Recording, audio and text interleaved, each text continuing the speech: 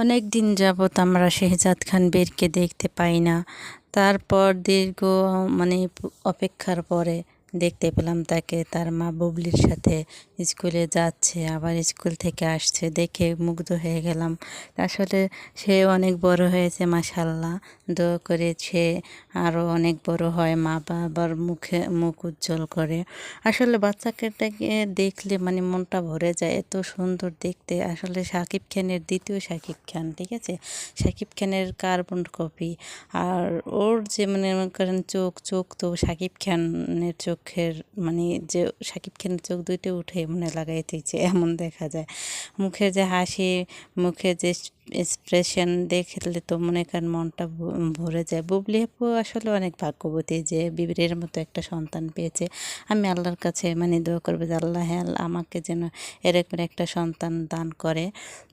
যাই হোক, বুবলি আপু, আপনি বীরকে নিয়ে অনেক একটু সুখে আছেন, ভালো আছেন জানি। ওকে অনেক ভালোবাসেন তাও জানি।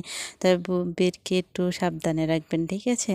আসলে এই ছেলেটাকে আমি যত দেখি, বাচ্চাটা বাচ্চা হলে কী হবে, একটু বুদ্ধিদীপ্ত টাইপের, যে তার অনেক বুদ্ধি আছে না, যে অনেক বাচ্চারা যেমন দেখেন অন্য দিকে শাকিব খানের প্রথম সন্তান, তার হাঁটা চলার স্টাইল দেখেন না, একটু নর্মাল টাইপের। কিন্তু আসলে বুবলি আপুর সন্তান বীর কিন্তু ওরকমের না। বীর কিন্তু একদম ইন্টেলিজেন্ট।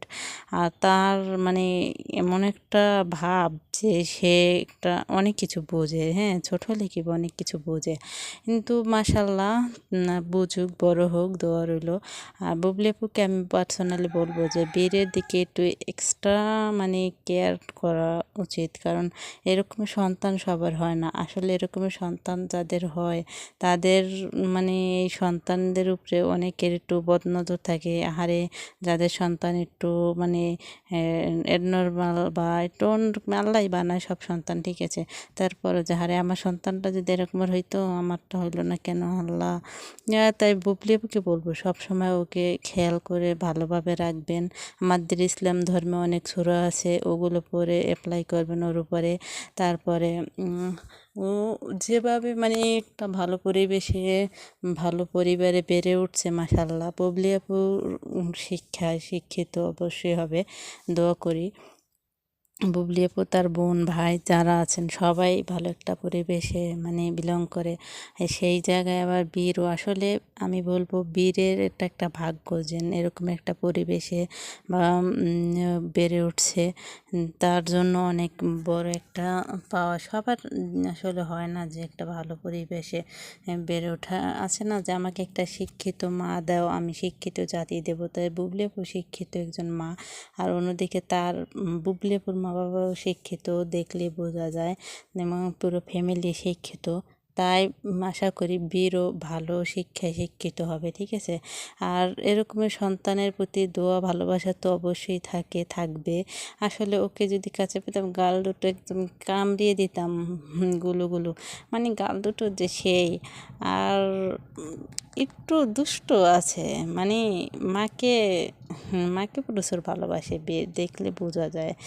সন্তানকে তো মা ভালোবাসবে অবশ্যই, কিন্তু মাকেও অনেক ভালোবাসে বীর। আসলে অনেক দূর থেকে অনেক দোয়া করি বীরকে, বাবা তুমি অনেক ভালো থাকো। তুমি, আমার যেহেতু সন্তান নেই, আমি চাই আল্লাহ যেন তোমার মধ্যে একটা সন্তান আমাকে দান করে। আর তুমি অনেক ভালো থেকো, দূর থেকে দোয়া রইলো। মনে হয় না কোনো দিন কাছে পাবো তোমাকে, একটু দেখতে পারতাম, একটু হাতটা বুলিয়ে দিতে পারতাম, অনেক ভাল লাগতো।